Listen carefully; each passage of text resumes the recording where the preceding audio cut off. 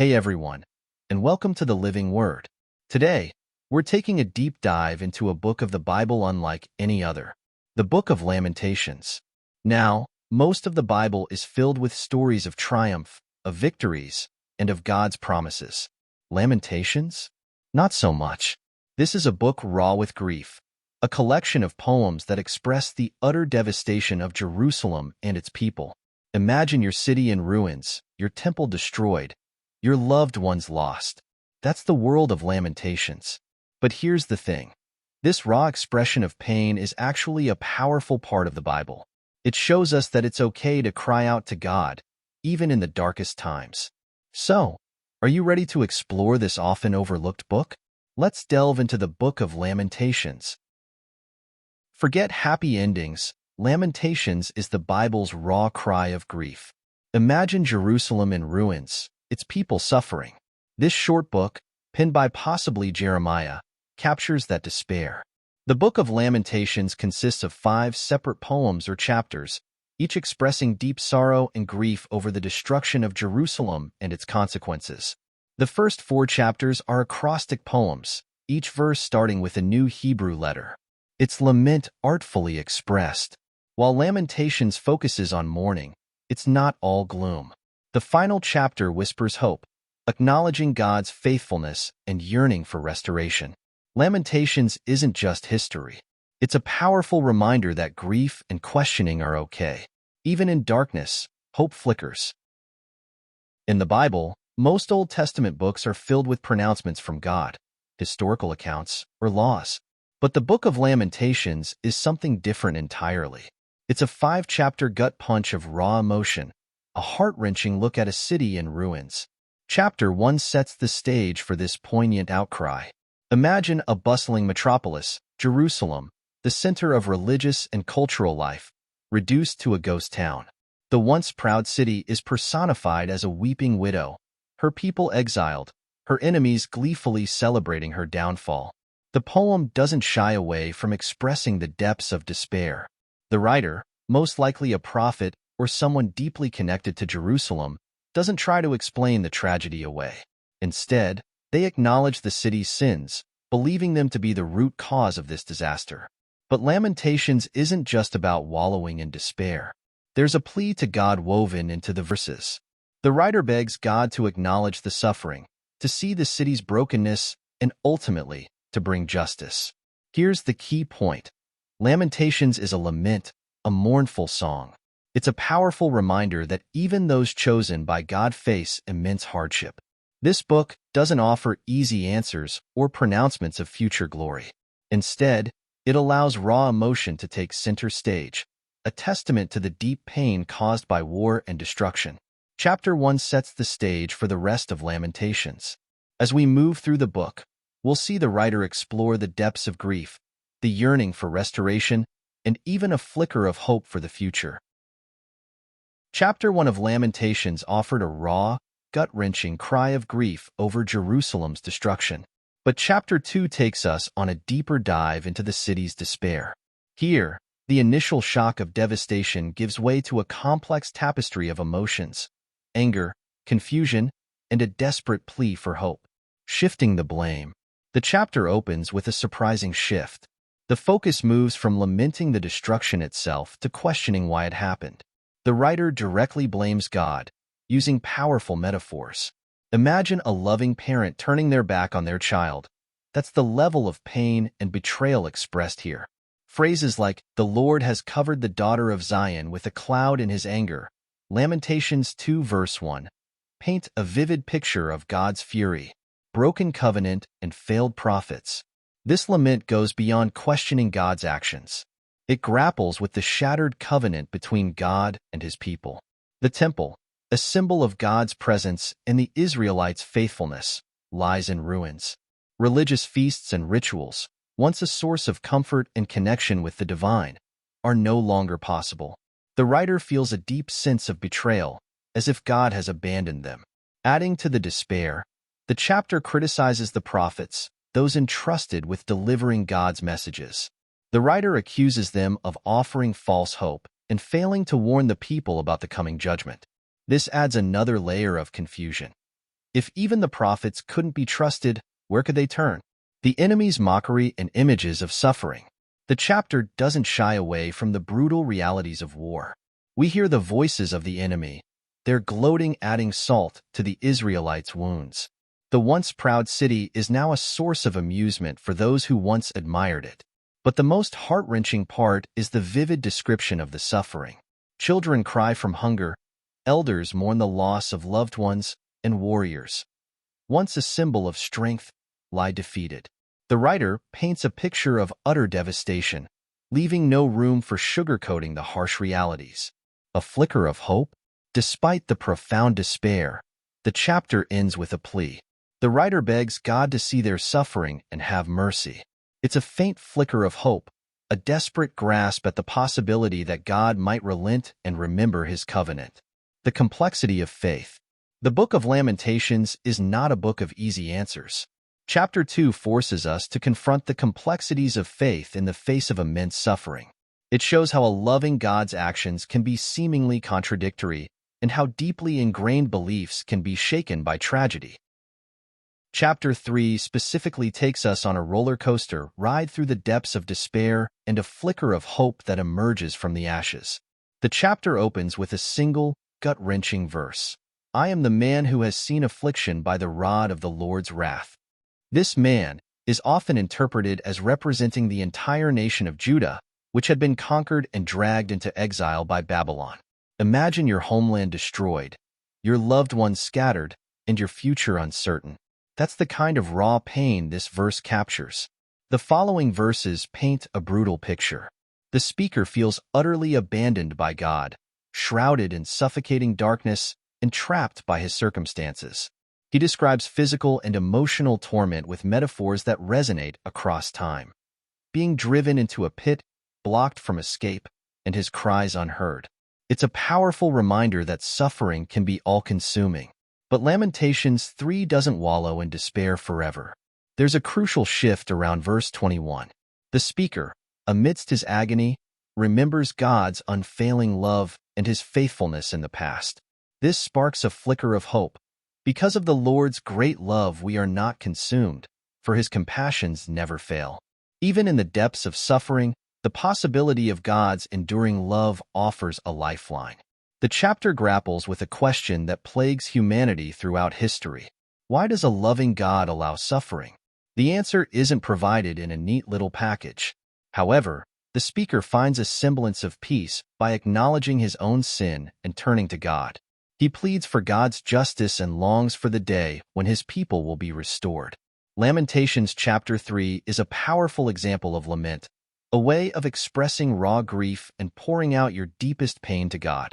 It validates the human experience of suffering and shows that it's okay to be honest with God, even when it feels like he's silent.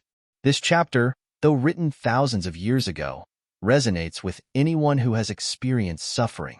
It offers a space to acknowledge our pain and find solace in the enduring love of God, a love that flickers even in the darkest of times. Lamentations chapter 4 is a gut punch, a raw look at the utter devastation Jerusalem faced after its destruction. So grab your metaphorical tissues, because things are about to get heavy. From glory to grime, verse 1-2.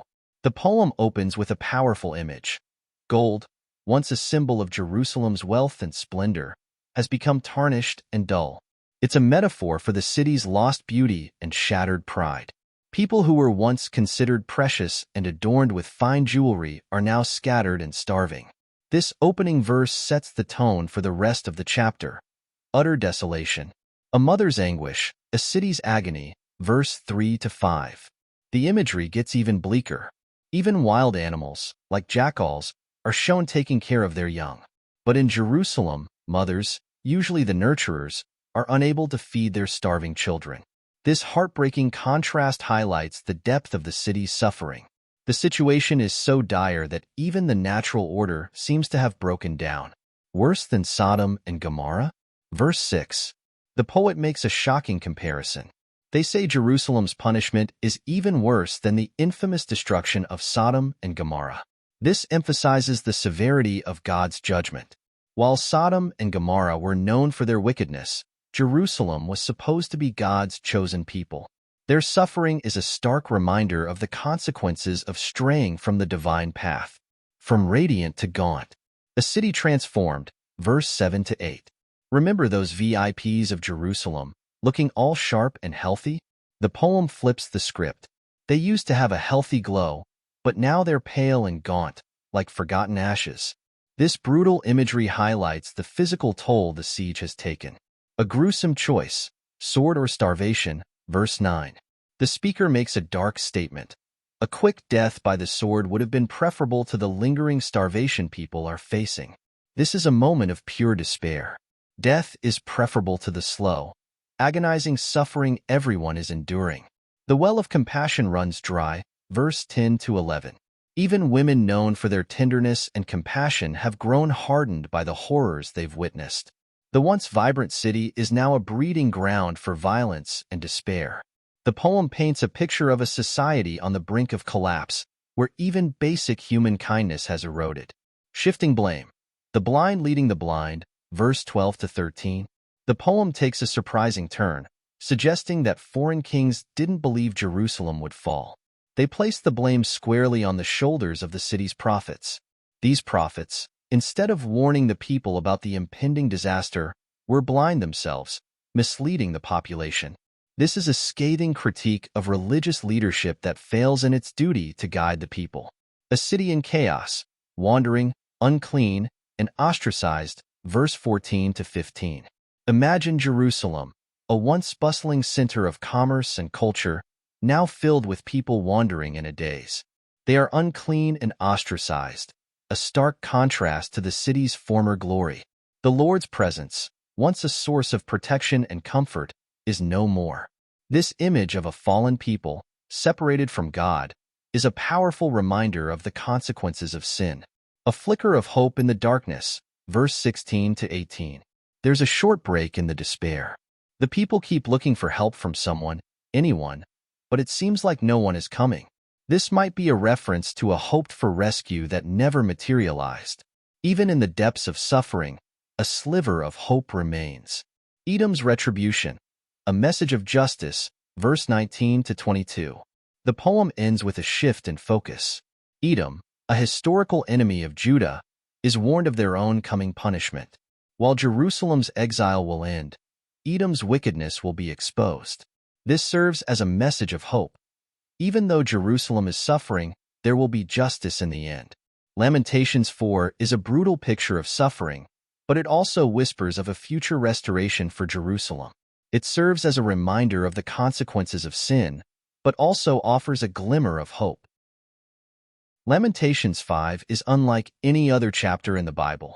It's a raw, unfiltered cry of anguish from the people of Judah after the destruction of Jerusalem.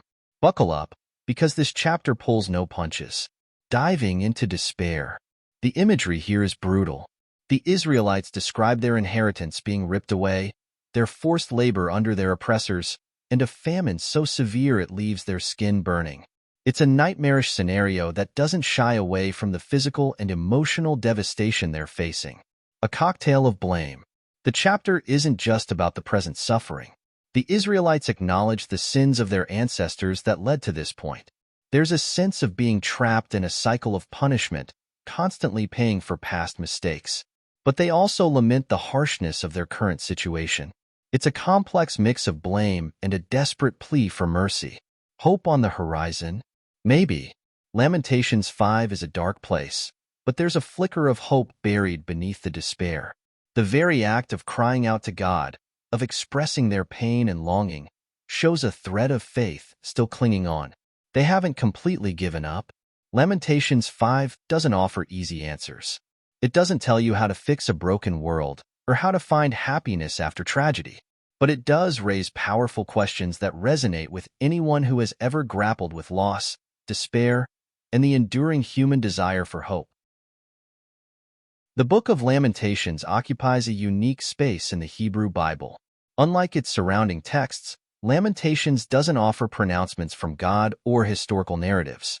Instead, it presents 5 poems that wrestle raw and unflinching emotions in the wake of a national tragedy. the destruction of Jerusalem, and the exile of the Israelites by Babylon. Here are some of the key themes that emerge. Grief and lament. The poems are filled with vivid imagery of suffering, despair, and communal mourning. They don't shy away from expressing anger and confusion directed at God. This raw honesty about grief offers a powerful model for lamenting our own losses. Loss of identity and security. Jerusalem, personified as Daughter Zion, is depicted as violated and abandoned. The lamenters grapple with the loss of their city as a center of worship and national identity. This theme resonates with anyone who has experienced displacement or the loss of a cherished place. Theodicy, the question of God's justice. The poems raise difficult questions about God's role in suffering. The lamenters grapple with how a just God could allow such devastation to befall his chosen people. Lamentations doesn't offer easy answers, but acknowledges the human struggle to understand suffering in light of faith. While Lamentations is a book of sorrow and lament, it also offers a means of processing grief and suffering, both on an individual and collective level. It speaks to the human experience of pain and loss and the need for expressions of grief and prayer in times of tragedy. Additionally, it underscores the importance of turning to God for hope and healing in the midst of adversity. Now I invite you to ask any questions you might have about the amazing Book of Lamentations. Can we break the cycle? How do people move on from seemingly never-ending suffering? Is it possible to break free from the burden of ancestral mistakes? What does it look like to maintain faith in the face of utter devastation? Where can we find even a sliver of hope when everything seems lost? What did you find most impactful in the Book of Lamentations? Let us know in the comments below. And if you enjoyed this breakdown, hit that like button and subscribe for more explorations of the Bible. Thank you for joining me on this exploration of Lamentations. And until next time, remember, there's more to life than what meets the eye. Stay curious, stay faithful, and stay blessed.